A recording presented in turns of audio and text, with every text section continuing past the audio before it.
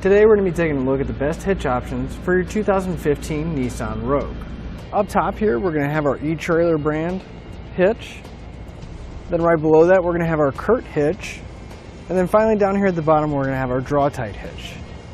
Now all three of them are going to be class 3 hitches, which means they're going to give us that 2" by 2" receiver tube opening and give us a wide variety of options for accessories to mount up. But if I was looking for a hitch for my Rogue, I would definitely go with the etrailer hitch for a few different reasons. I really like the finish on it. It's got that carbide matte type finish rather than the glossy type finish on it. And I think it just kind of blends in better with the bottom of the vehicle and it doesn't stick out as much. Also, it is going to have one of the highest weight ratings out of all the hitches here. So we're going to be able to mount up a larger bike racks or tow a little bit more with it. Our etrailer hitch is going to have a 525-pound tongue weight along with a 3,500-pound gross trailer weight rating. It's going to be exactly the same ratings as the CURT.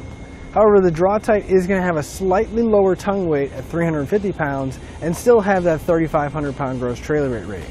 All three of our hitches are going to use a standard 5/8 pin and clip. Now none of them are going to include that in the kit, but you can pick them up here at etrailer.com using part number PC3.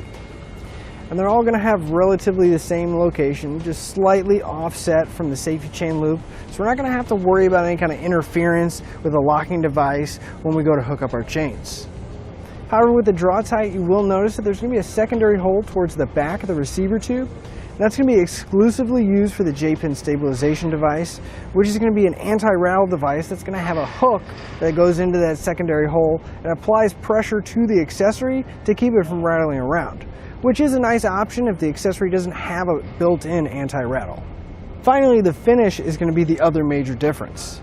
The etrailer is going to have a carbide matte type finish, where the CURT is going to have an extremely high gloss black finish, and the Draw-Tite is going to be somewhere in between. It's not going to be quite a high gloss, but it's not really a matte, it's more of a semi-gloss or a satin type finish to it.